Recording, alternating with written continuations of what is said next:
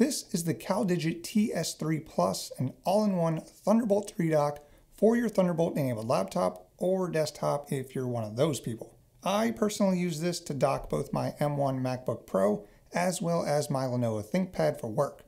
Both work amazingly well, have no issues at all, and get all the power they need from the up to 87 watts you can pull directly through the dock. Yep, a single cable charges my device, provides me with tons of inputs and my display output. So let's get a few things out of the way.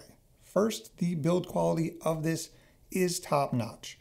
This housing is all metal, feels solid, and the side is ribbed not only for your pleasure but to help dissipate heat so that you can enjoy a silent, throttle-free work experience. It comes in just over 1 pound with dimensions of roughly 5 inches by 4 inches by 1.5 inches and has a price tag of $300 at the time of making this video. Great, now let's talk about all the I/O since that is the main feature of a dock, right?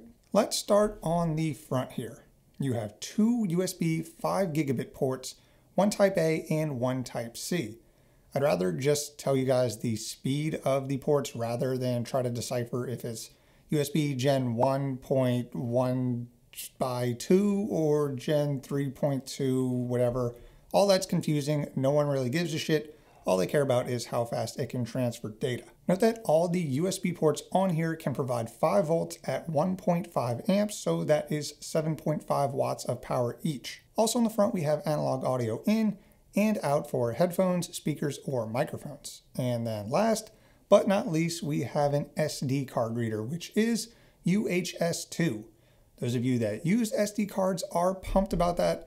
Those of you that don't, well, it basically means that your SD cards will perform all the way up to their fastest speeds. Overall, an excellent choice of I/O for the front of this device, as you have some of the most common ports you'll be accessing regularly. If you're thinking, gee, your standards are pretty low to be praising that, well, you'd be right, because I've seen some terrible dock designs. All right, let's turn it around and get a look at the backside. Here is where you'll find the rest of the I/O.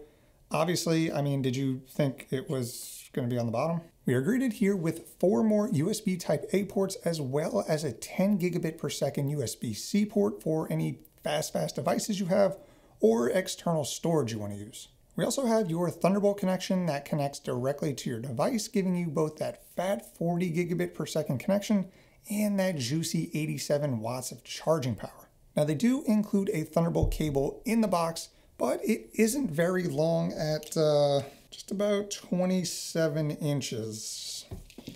Why is there a mark at 3 inches on here? Now that's not really on CalDigit. The Thunderbolt standard doesn't really allow for super long cables, but you could go with an expensive optical solution, but then you won't get the power delivery. You'll also notice on the back there is a second Thunderbolt connection, and that is for daisy chaining devices if you have a second Thunderbolt device that you want to use. For display out, we get a single DisplayPort 1.2 port, which is fine, but I would have liked to see them include 2 video out ports, considering this thing is capable of outputting enough bandwidth for 2 4K displays at 60 Hertz. We also have another audio output back here, this time in the form of digital optical, which is what I'm actually using to run audio to my cheap-ass Amazon soundbar.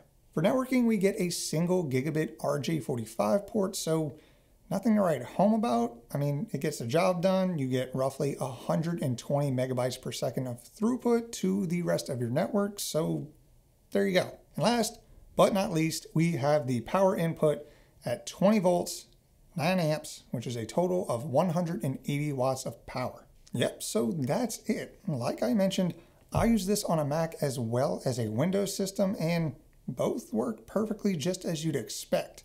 Again, this is something I have to praise, as while I know $300 is a lot for a dock, I've cheaped out on many other docks that have had all kinds of issues, from power delivery, ports not working, network dropping out, and all of the above. Also, for like the 6 of you that actually care, it does play nicely with the M1 iPad, so if you're some kind of pervert who docks their iPad, there you go. It's not perfect though. It does only have a single video out port, and for $300, I was hoping to get at least 2.5 gig networking. Fortunately though, if you're made of money, you can spend $100 more and get the newer TS4, which does have 2.5 gig networking and ups the power delivery to 98 watts. So do I recommend it?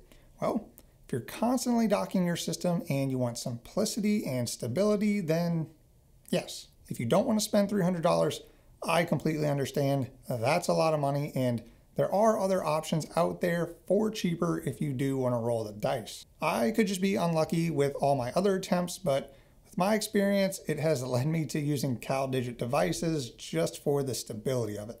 Well, yeah, that's it. 5 minutes of talking about a dock. Links to everything are down in the description. Drop a like if you liked it, subscribe if you like my beard, and I will see you next time.